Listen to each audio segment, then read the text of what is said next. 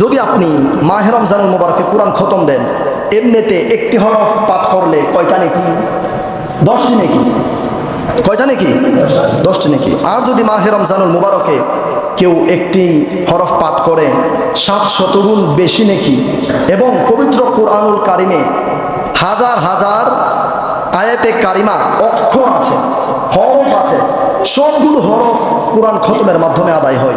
মাহে রমজানুল মুবারকে যদি কেউ এক খতম পবিত্র কোরআনুল কারিম তিলাওয়াত করে কিংবা খতমের ব্যবস্থা করে, ওই ব্যক্তির আমল নামায় মাহে রমজানে আল্লাহ রব্বুল আলামিন 247,47,44,000 নেকি লিপিবদ্ধ করে দেবেন।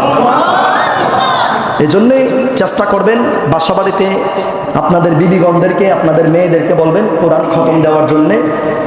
যারা কোরআন খতম দিচ্ছেন আলহামদুলিল্লাহ, আর যারা দেওয়াবেন আপনারা তাড়াতাড়ি দিয়ে দেবেন যেন পরবর্তীতে চাপ না হয়ে যায়, এদিকে খেয়াল রাখবেন। আর বিশেষ করে ইফতার, আল্লাহ রাসূল সাল্লাল্লাহু আলাইহি ওয়াসাল্লাম বলেন তোমরা রোজাদারদেরকে ইফতার করাও।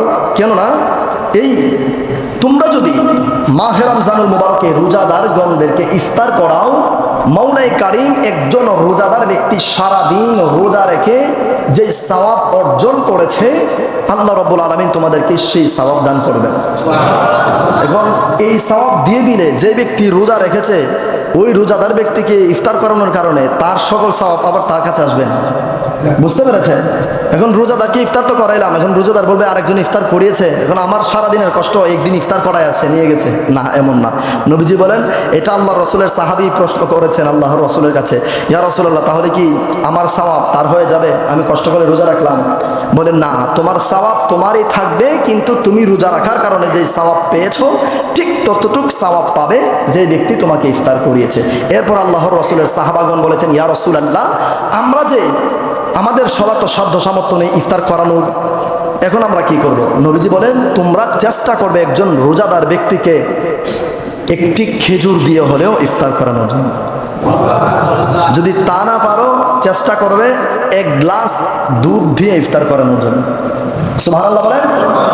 নবীজি বলেন, সাহাবায়ে কেরাম বলেন, ইয়া রাসূলুল্লাহ যদি এরও সামর্থ্য না থাকে, কারণ ওই সময় তো আল্লাহ রসুলের সাহাবিগণ অনেক কষ্ট করে চলাফেরা করতো, একটা খেজুর 3জন 4জনে খেত।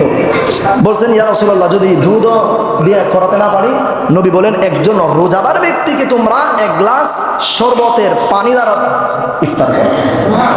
এরপর বলা হয়েছে যদি তোমরা কোনো রোজাদার ব্যক্তিকে তৃপ্তি সহকারে ইফতার করাতে পারো, মৌলাই কারিম কিয়ামতের কঠিন ময়দানে তোমাদেরকে হাউজে কাউসারের পানি নসিব করবে।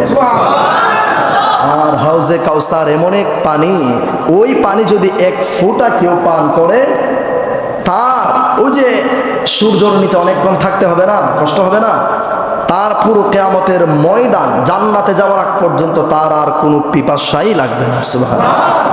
হাউজে কাউসারের পানির এত দাম, এত দাম। মুআজ্জাজ মুকাররম মাহে রমজানুল মুবারক আমাদের মাঝ থেকে আস্তে আস্তে করে বিদায় নিয়ে নিচ্ছে। এজন্য বলবো আমল করবেন, আমাদের আমল আখলাক যেন ঠিক থাকে, এদিকে খেয়াল রাখবেন। আর বিশেষ করে